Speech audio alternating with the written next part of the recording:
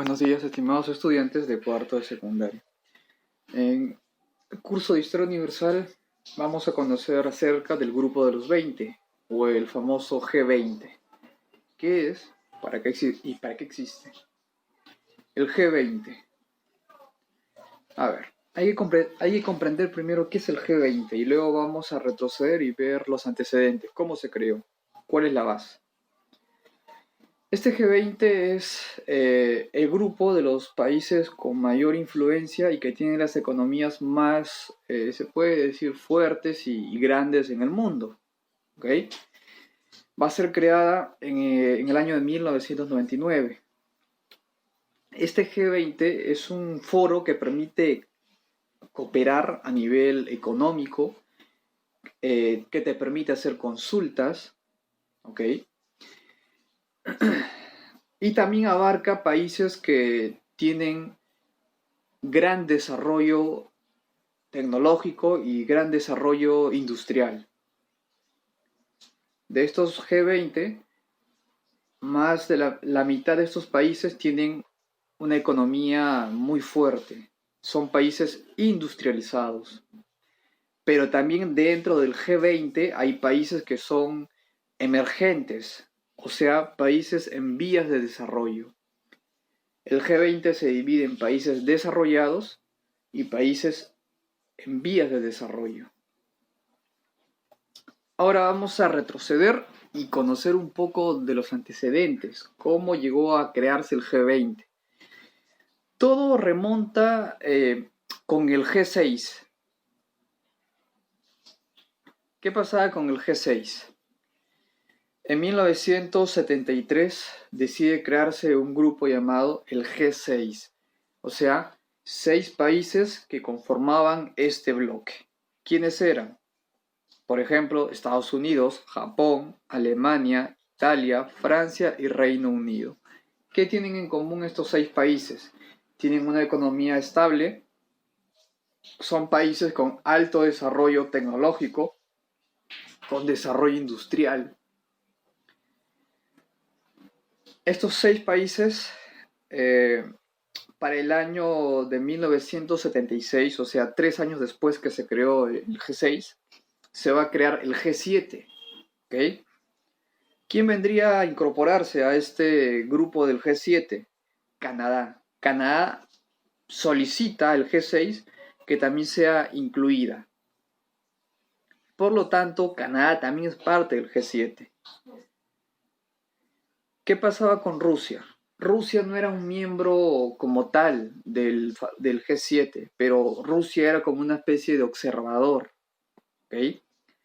Cuando se crea el G7, más adelante se decide crear el G8. Ya existía un G6, luego pasó a ser G7, o sea, fue absorbido.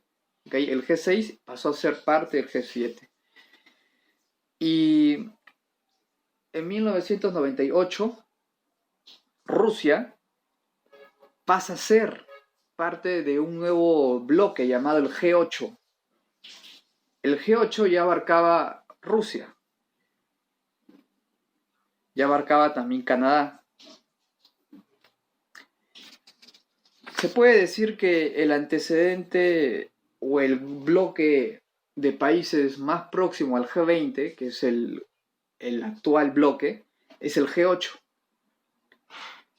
¿Cómo es esto? Vamos a hacer un recuento para que se entienda. En el G6, que es el original, tenemos a los países industrializados. Por ejemplo, en la imagen como observamos, a ver, por banderas, Alemania, Estados Unidos, Francia, Italia, Japón y Gran Bretaña. G6. Luego se crea el G7, se agrega a Canadá. Luego se va a crear el G8, en el cual abarca Rusia. El G8 absorbe al G7 y al G6.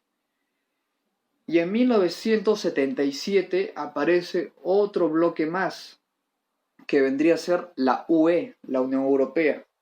Esta Unión Europea ya estaría dentro del G20. Ya en la actualidad hablamos del G20, ya no hablamos solamente del G6 o G7, sino que se habla del G20. ¿Cuáles son los países parte del G20? todo lo que observamos en la diapositiva. Argentina, por ejemplo, algunos, China, Sudáfrica, Rusia, Reino Unido, Francia, la Unión Europea, aunque la Unión Europea no es un país, es un bloque de países. Turquía, la India, etc. Todos forman parte del G20, los países con mayor desarrollo económico, en algunos casos países industrializados y con gran avance tecnológico. No todos tienen desarrollo tecnológico, industrial, no todos, pero hay ciertas características en común, como es la economía, por ejemplo. El G20, el país el bloque de los 20 países más desarrollados, no olvidemos, son 19 más la UE, han participado en varias reuniones, en varias conferencias, en varias cumbres, por ejemplo. Vamos de menos a más. En el año 2008 se produjo la cumbre de Washington del G20. Luego la otra sede fue Londres. Luego fue Pittsburgh, que queda en Estados Unidos. El otro G20, la que se dio en el año 2010, se dio en Toronto, Canadá. El año 2010, en noviembre, se dio el G20, pero en lo que vendría a ser Seúl, o sea, Corea del Sur. El año 2012 se dio el G20 en México, en Los Cabos. El año 2011 se dio el G20 en Cannes, en Francia. Y así sucesivamente varios países miembros del G20 fueron siendo sedes del G20, de esta reunión de los 20 países con mayor desarrollo económico. ¿Qué organismos apoyan al G20? ¿Qué organismos trabajan directamente con el G20? Tenemos, por ejemplo, al presidente del Banco Mundial, ¿ok? Tenemos al director gerente del FMI, el Fondo Monetario Internacional, también trabaja directamente con el G20, y tenemos al presidente del Comité Monetario Financiero Internacional. Todos ellos trabajan con el G20 en materia económica, que claro, es su especialidad. Objetivos del G20. ¿Qué busca el G20? Cooperación en materia económica. Busca la estabilidad, el desarrollo financiero, no solo en los países miembros del G20, sino el desarrollo económico, la estabilidad, pero a nivel global, a nivel mundial. ¿Qué más tiene como objetivo el G20? Actúa como una especie de mesa de diálogo. ¿Acerca de qué? De políticas que le importan a los países, políticas financieras. ¿Qué más? Por ejemplo, el G20 tiene instituciones que lo asesoran, que lo apoyan, y estas instituciones a la vez apoyan a los diversos países, tanto que son miembros del G20 como a nivel mundial. Y otro objetivo del G20 es apoyar el crecimiento y el desarrollo no solo en los países del G20, sino en todo el mundo. En pocas palabras, el objetivo del G20 es apoyar, cooperar económicamente, socialmente, a todos los países del mundo.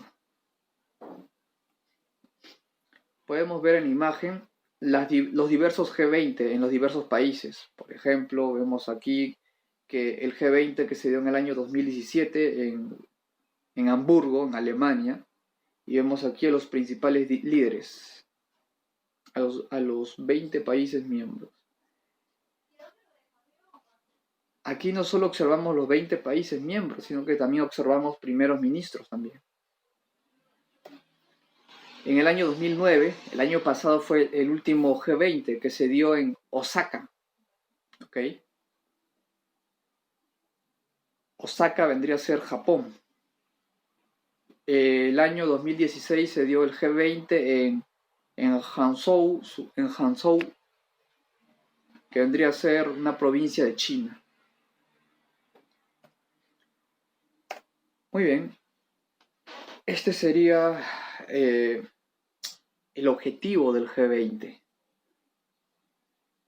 fomentar políticas económicas, dar consejos, realizar cierto tipo de apoyos a los diversos países del mundo, pero en especial a los países miembros. Nos vemos en una siguiente clase.